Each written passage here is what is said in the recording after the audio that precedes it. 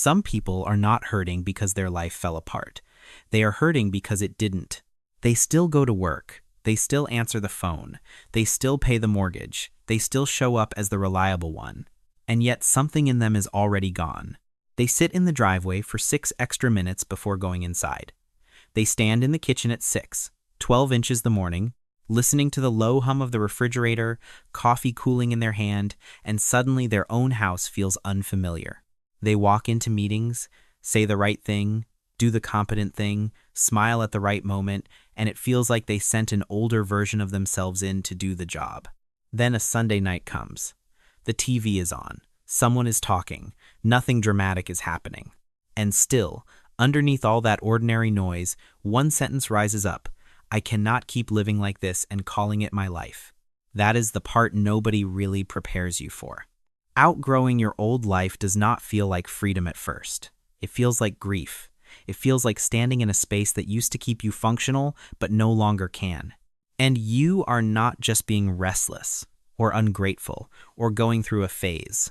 Because you are not just leaving behind a routine. You are not just changing habits. You are standing at the edge of a life that used to explain you, and realizing it no longer can. And the hardest part is this. The old life may have been hurting you for years, but it was also the life that told you who you were. Maybe that is why this kind of pain is so confusing, because your life can still look completely functional from the outside. You still make it to work. You still reply to texts. You still remember the grocery list. You still show up for birthdays, meetings, family dinners, the 1,000 small duties that make a life look intact. Nothing is obviously collapsing. And yet, more and more often, you feel like you are moving through your own days by remote control. You pour the coffee. You answer the email. You nod at the right time. You carry the conversation. You do what you have always done. But something is missing from the center of it. It is not always dramatic enough to call a crisis. Sometimes it is quieter than that. It is the strange emptiness of sitting in your own living room and feeling like a guest. It is the Sunday evening heaviness that starts before the week has even begun. It is the overhead office light, the lukewarm coffee, the familiar routine, and the unsettling realization that none of it feels like it belongs to the person you are now. A lot of people call this stress. And some of it is stress, but not all pain is the pain of overload. Some pain comes from living too long inside a shape that no longer fits. Like wearing a work shirt that still buttons, still looks presentable, still does its job, but somewhere underneath it, your whole body has started bracing against the day. That is why this hurts more than people admit. Because when an old life stops fitting, you are not just dealing with inconvenience. You are brushing against the edges of an identity. The role you learned to play. The future you kept trying to want. The version of yourself other people still recognize. The version of yourself you once used to recognize too. And when those things start slipping, the pain is not just, I need a break. It becomes something harder to explain. More like, I do not know how to keep living this life without leaving myself behind. That kind of pain often gets mislabeled. People call it burnout, or boredom, or a phase, or midlife confusion, or ingratitude. But sometimes, the deeper truth is this. Nothing is wrong with your ability to function. What hurts is that your functioning has been built around a self you no longer fully live inside. That is why a family gathering can leave you exhausted even when nothing bad happened. You went. You smiled. You played your part. Maybe you were the calm one, the capable one, the easy one, the one who does not need much. And maybe everyone left thinking the night went fine. But your jaw was tight the whole time. Your body felt heavy on the drive home. And the loneliness of that full house stayed with you longer than the conversation did. Because the pain was never just social fatigue. The pain was that the version of you everyone knows how to greet is not the version of you that is trying to come alive. There is a term for this kind of suffering. Psychologists sometimes call it psychological pain, or psychache. Not just sadness, not just stress, not even just grief in the ordinary sense. It is the pain that shows up when something feels wrong at the level of the self. When your life keeps asking you to continue in a voice that no longer sounds like your own, when the roles are still there, The routines are still there. The structure is still there, but the inner consent is gone. And that matters. Because once pain reaches the level of identity, rest alone does not fully solve it. A weekend off may help. A vacation may help. A quiet morning may help. But if the deeper injury is that your old life no longer reflects your real inner life, relief will keep fading until something more honest is faced. This is why people can feel guilty for being unhappy in lives that look objectively decent. The house may be fine. The job may be fine. The marriage may still be functioning. The family may still call you dependable. Your life may still make sense on paper. But pain does not only come from disaster. Sometimes pain comes from dissonance, from having to keep showing up in places where your outer life is still speaking for a self your inner life has already outgrown. And when that happens, what you feel is not weakness.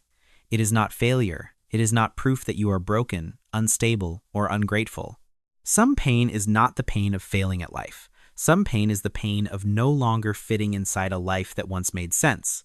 And that is a very different kind of suffering, because the pain is not always that your life is falling apart. Sometimes the pain is that it is asking you to keep being someone you no longer are. This is part of why people miss what is happening for so long, because from the outside, nothing about it looks dramatic enough to count. You have a job. You have a calendar. You have groceries in the fridge, a mortgage payment on autopay, maybe kids to pick up, a lawn that still gets mowed, a life that still appears organized from 10 feet away. People look at you and think, they're doing fine. And maybe that is exactly what makes it so lonely. Because some mornings you wake up and it is not panic. It is not even sadness in the usual sense. It is just a quiet resistance to your own life. You lie there for a few extra seconds, then a few extra minutes. You hear the house beginning, the coffee maker, the shower running, a dog moving across the floor, the day gathering itself without asking whether you still belong to it. You get up anyway. You pack lunches. You answer emails. You stand in the school pickup line later that afternoon, staring through the windshield, feeling emotionally vacant in a way that is hard to explain because technically nothing is wrong. That is how this often begins. Not with collapse, with ordinary life becoming quietly unbearable. A life can look responsible and still feel uninhabitable from the inside. And sometimes the deepest pain is not in the schedule itself. It is in the role you have been asked to play inside that schedule for so long that everyone, including you, started confusing it with your personality. Maybe you were the strong one, the easy one, the fixer, the reliable daughter, the son who never needed much, the wife who kept the atmosphere smooth, the husband who stayed functional no matter what. These roles usually do not begin as performance. They begin as adaptation. Somewhere along the line, being calm got rewarded. Being useful got noticed. Being low maintenance made you easier to love. Being the one who could handle it kept the room from falling apart. So you became that person, and maybe for a long time, it worked. It kept the family steady. It kept conflict down. It gave you value. It gave other people a way to rely on you. It gave you a place in the emotional architecture of the home. But then the years passed, and what once helped you belong started asking something else from you. It started asking you to disappear, to keep the role alive. More and more of you had to go underground. The anger that would have complicated things, the sadness that would have slowed everyone down, the honesty that would have changed the tone of the room, the exhaustion that had no place to go because everyone was still so used to you being the one who's fine. That is why some family gatherings feel so tiring even when nobody fought. You drive there. You bring the casserole, you hug the same people, you sit in the same chair or one close to it. Someone tells the same story they have told for 15 years. You laugh half a second too late. You answer in the voice they know. And your body knows before your mind admits it. The jaw tightens, the shoulders rise, the face arranges itself. You can feel the evening shift of your personality beginning before the garage door has even finished opening. What your family may call your personality may have started as your adaptation. And that is one of the loneliest parts of adulthood. Realizing that some of the traits people most appreciate in you were built during the years when being easy to manage felt safer than being fully real. This does not only happen in families. It happens in marriages, in friendships, at work. There are relationships where your older self still fits better than your real one. You know exactly how to keep the mood light, exactly how to say the true thing halfway so it will not land too hard, exactly how to smooth over tension before anyone has to sit in it, exactly how to keep being likable, competent, generous, available, and every time you do it, something in you goes quiet.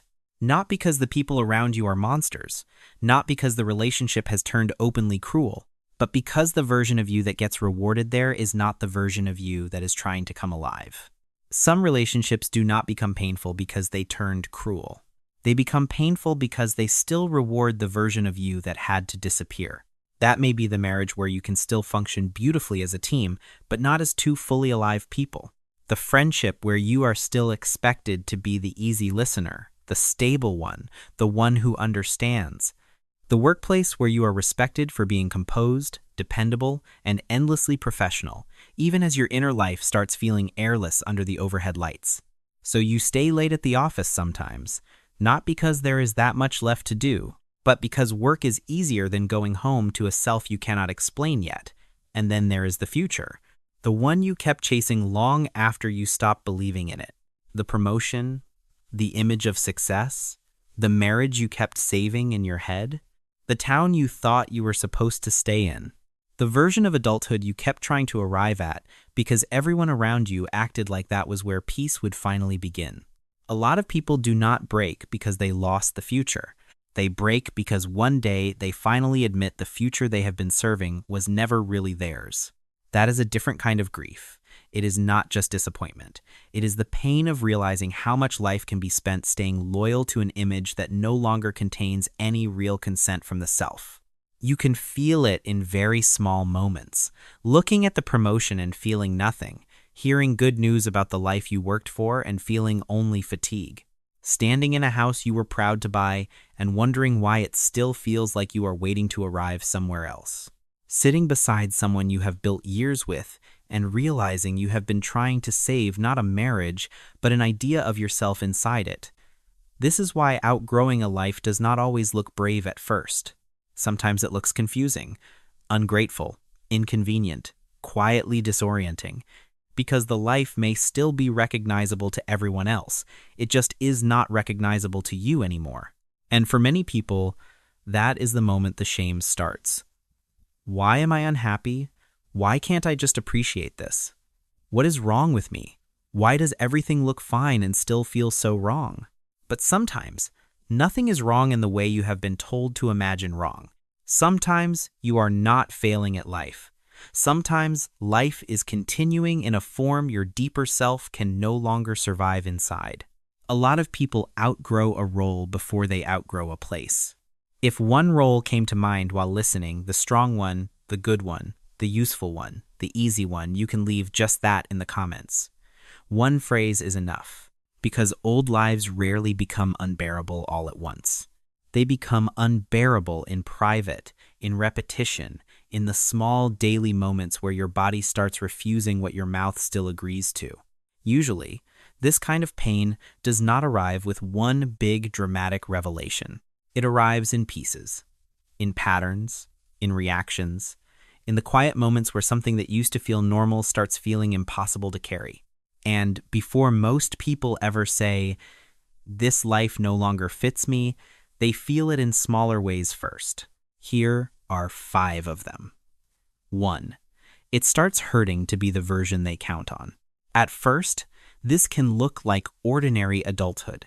You are the one who handles things, the one who stays calm, the one who keeps going, the one who does not need much, the one people trust because you are solid, capable, dependable. Maybe you were proud of that. Maybe it became one of the cleanest ways you knew how to feel worthy. You could take the hit, carry the weight, absorb the inconvenience, stay functional even when you were not okay. But eventually, something changes. What used to feel like strength starts feeling like erasure. You are the person everyone leans on, but almost nobody asks about in a real way. You are the one who gets things done, but your inner life has no protected space inside that competence. You are still being appreciated, but only for the parts of you that can perform under pressure. And when that starts hurting, shame usually gets there first. You tell yourself you are being dramatic, too needy, too sensitive, selfish for wanting more, weak for being tired by a role you used to wear with pride. But this is not just exhaustion. This is what happens when being dependable stops being a strength and starts becoming an identity prison. Many adults are not exhausted because they are weak. They are exhausted because competence became the only acceptable way they were allowed to exist. For some people, being low maintenance was not just a personality trait. It was safety. It was how love stayed available, how conflict stayed low, how the room stayed calm, how they learned to survive without becoming a problem. So, of course it hurts when that role starts costing you too much. It is not just a habit you are breaking. It is a self you built to stay safe. 2. It starts hurting to stay in conversations that once felt normal. This is one of the strangest shifts because it can make you feel ungrateful for no reason you can explain. Conversations you used to move through easily start leaving you drained. Small talk feels heavier than it should. Family patterns start sounding scripted. Friends still joke with the old version of you. People tell stories, repeat opinions, replay the same dynamics, and somewhere in the middle of it, you feel yourself disappearing. Nothing terrible happened. That is what makes it so confusing. You went to dinner. You answered the questions. You smiled in the right places.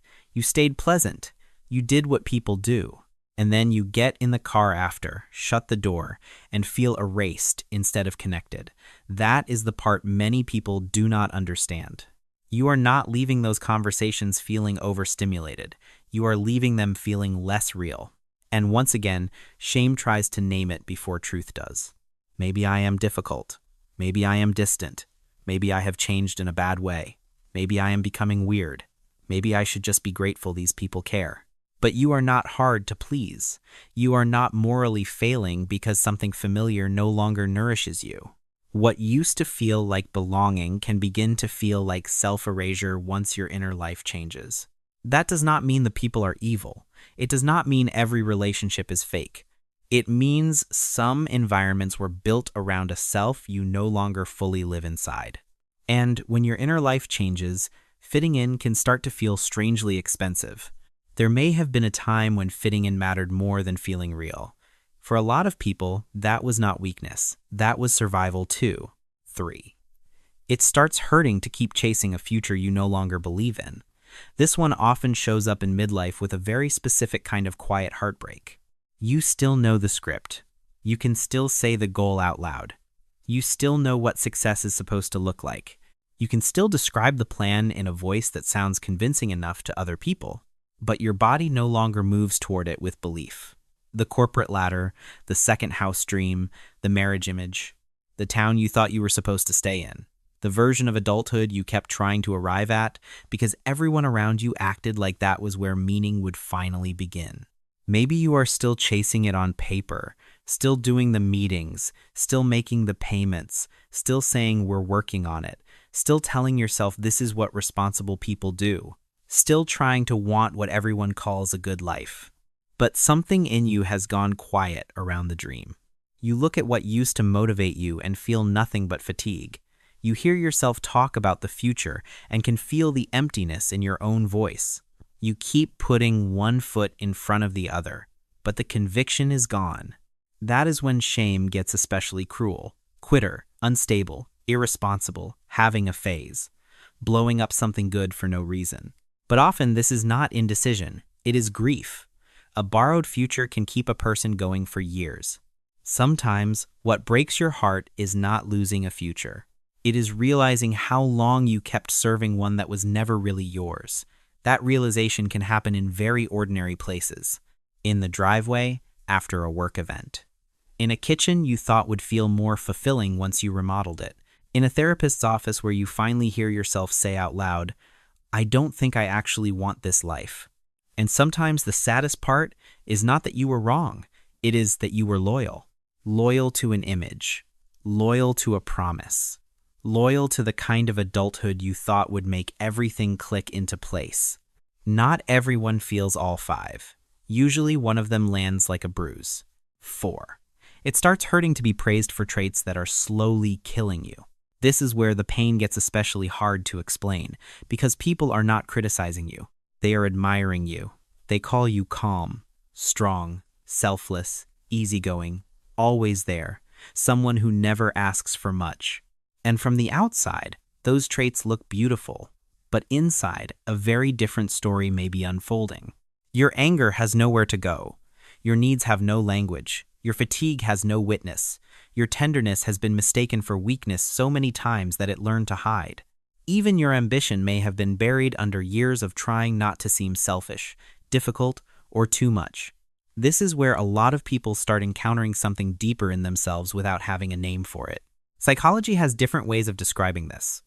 One old but useful distinction is between the persona and the shadow.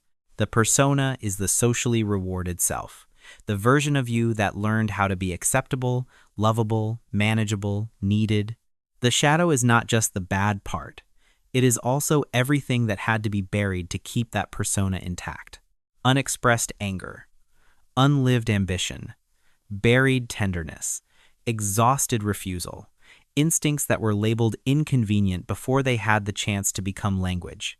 Some of the traits people admire in you may be the exact traits that required your real self to go underground. That is why praise can start to ache.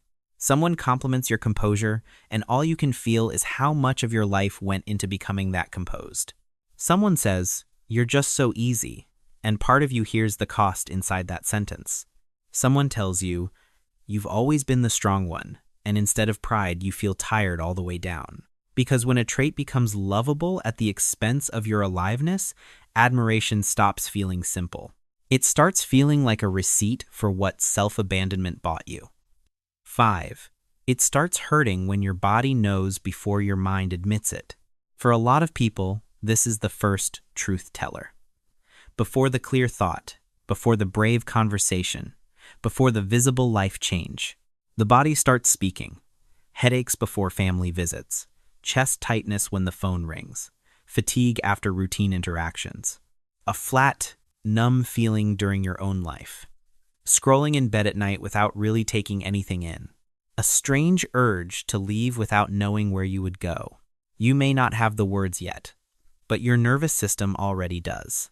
That is why some people keep saying, "I don't know what's wrong with me," when their body has been trying to answer for months. You are not imagining it. There is a reason your whole system goes tense before certain rooms, certain voices, certain obligations. There is a reason a perfectly ordinary phone call can leave your body flat for an hour after. There is a reason old photos can look familiar and still feel like they belong to someone else. Long before you can say, "This life no longer fits," the body often starts saying it for you. Not because the body is dramatic, because the body is honest. It registers repetition. It registers dissonance. It registers the cost of performing the same self over and over after your deeper life has started pulling in another direction. That does not mean every symptom is profound or symbolic. But it does mean your body is often the first place the truth stops being abstract.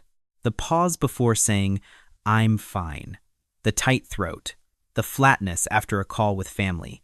The way your shoulders rise when the old role is expected again. By the time people say you've changed, the truth is usually simpler. You have been hurting for a long time, and your old life has finally stopped numbing it. This is also why people so often try to go back. Not because the old life was beautiful, not because it was deeply right, sometimes not even because it made them happy. They go back because it was familiar. And the nervous system does not only cling to what is good, it clings to what is known. That matters more than most people realize, because what is familiar requires less scanning, less guessing, less uncertainty. Even if it is draining you, the body already knows the pattern. It knows the tone of the house, the rhythm of the marriage, the mood of the office, the role you are expected to play before you even walk into the room. And that predictability can feel like safety, even when it is costing you your aliveness. That is why people can feel strangely pulled toward the very lives that are making them ache. The old routine may have been heavy, but it was mapped. The old role may have been painful, but it was practiced. The old version of you may have been shrinking, but at least the world knew what to do with that version. The new life is different. Even when it is truer, it is unfamiliar, and unfamiliarity often registers in the body before it registers in language. That is why change can feel like danger before it feels like relief. If you spent years being rewarded for staying agreeable, staying useful, staying quiet, staying capable, then your body did not just learn a personality. It learned a survival sequence. Be easy, be competent, do not complicate the room, do not become a burden, do not need too much, do not break character. So when you begin telling the truth, asking for space, disappointing expectations, or even privately admitting that the old life no longer fits, the reaction is not always immediate freedom. Sometimes it is a racing heart, shoulders held too high all day, a breath that never fully lands, the body bracing at an ordinary ringtone, an emotional collapse after minor social contact that shouldn't have been a big deal. That does not mean you are going the wrong way. It may mean your nervous system has not caught up yet. There is a useful phrase for this kind of bridge: cognitive reappraisal. It sounds clinical, but the experience is simple. It is not pretending pain is beautiful. It is not forcing yourself to call loss a blessing before you mean it. It is not gaslighting yourself into gratitude. It is changing the meaning of what is happening in a way that gives the body more room. From "my life is collapsing" to "my old identity is no longer containing me." From "something is wrong with me" to "something in me can no longer survive by the old rules." That shift matters, because the body responds not only to what is happening, but to what it believes is happening. If every strain gets interpreted as danger, failure, or proof that you should retreat, then of course you will cling harder to the old self. But if some of the strain can be understood as the cost of growing out of an identity that once protected you, the fear does not disappear, but it softens. There is a little more room to stay, a little more room to breathe, a little more room to endure the transition without turning it into a verdict on your worth. That is why the familiar can feel safer than the true. The familiar asks less of the nervous system in the short term. It does not require as much uncertainty. It does not force the body to keep rereading the room. But safety and truth are not always the same thing. And one of the hardest parts of becoming yourself is learning that your body may grieve the old life even after your deeper self has already outgrown it. So if part of you still misses what no longer fits, that does not make you confused. If your body still wants to go back to the known script, that does not make you weak. If freedom has not felt freeing yet, that does not mean it is false. You are allowed to feel grief while moving toward truth. You are allowed to miss what no longer fits. You are allowed to need time for your body to catch up with what your inner life already knows, because sometimes the mind leaves first. The body stays behind, guarding the old life long after the soul has outgrown it. What changes after this is usually quieter than people expect. Not a dramatic reinvention, not a perfect new self, not a life that suddenly makes sense to everyone around you. Usually, it is something smaller, but truer. You stop needing your life to be understandable to everyone in order for it to be real. That does not mean other people suddenly agree with your choices. They may not. They may still prefer the older version of you. They may still ask questions in that tone that implies concern but feels more like discomfort. They may still look at your changes and call them confusing, unnecessary, selfish, unfortunate, but their confusion stops carrying the same authority. That is one of the first shifts. You no longer collapse every time someone else cannot read your life correctly. You may still feel the sting of being misunderstood. You may still grieve the distance, but you do not dissolve inside it the way you used to. Because little by little, your life stops being something you perform for legibility. It starts becoming something you live from the inside. And the noise begins to quiet down. Not all at once, not permanently, but noticeably. There is less over-explaining, less second-guessing, less apologizing for having needs, limits, preferences, silence, edges, less negotiating your own reality away just to keep the room comfortable. You stop rehearsing every sentence before you say it. You stop editing your pain into a version other people can tolerate. You stop trying to make your own inner life sound reasonable enough to earn permission. That does not mean you become fearless. It means you become less divided. That is the real relief. Not confidence in the glossy sense, not becoming unshakable, not transcending sadness or doubt, just less split. Less of that private tearing sensation that comes from living one life on the outside and another one in secret. Less of the dread that used to gather in your chest before ordinary things. Less of the exhaustion that came from constantly managing the distance between what you felt and what you showed.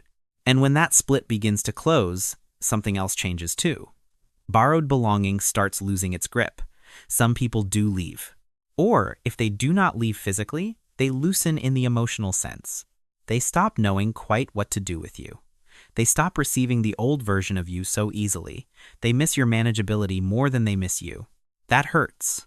But over time, something more solid begins to replace it. Real belonging. The kind that does not require you to keep shrinking. The kind that has room for the real pace of you. The real sadness of you. The real edges of you. The moments when you are thoughtful, uncertain, tired, honest, quiet, inconveniently human. That kind of belonging is usually less crowded, but it lets you breathe. And often the life that follows is smaller than the one you imagined. Fewer people, fewer roles, less applause, less proving, less performance dressed up as purpose, but there is more air in it. A quieter room that no longer feels punishing. A warm lamp at night that no longer feels like you are trapped inside your own decisions. A morning where the body does not fight the day with the same intensity. A jaw that unclenches without your having to force it. A breath that lands more fully in the chest. This is the kind of change people do not glamorize enough. Because it does not look impressive from the outside. It may not even look like much at all. But inside, it feels like becoming inhabitable to yourself again. That is the reward. Not becoming more exceptional, not becoming more enviable, not building a life that makes everyone nod in approval.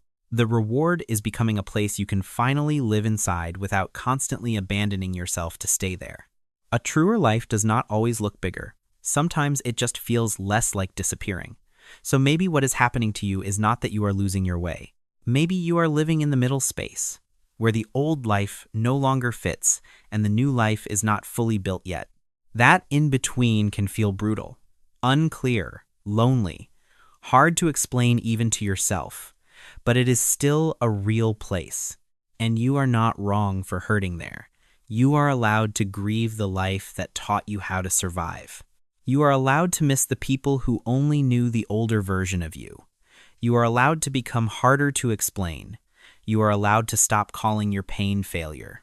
Because sometimes the deepest change in a person's life does not begin with certainty.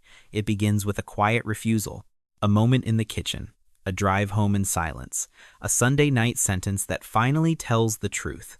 If this found you in the middle of outgrowing something, you can name it in one word if you want.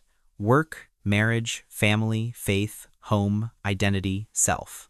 And if this channel gives language to things you've been carrying quietly, subscribe. Site Shelter is still small, but maybe that's what makes it a shelter. There's room to be real here. Tonight, let the room be quiet. Let your breathing slow a little. Let the lamp stay on. Let the performance stop for a moment. You are not wrong for hurting here.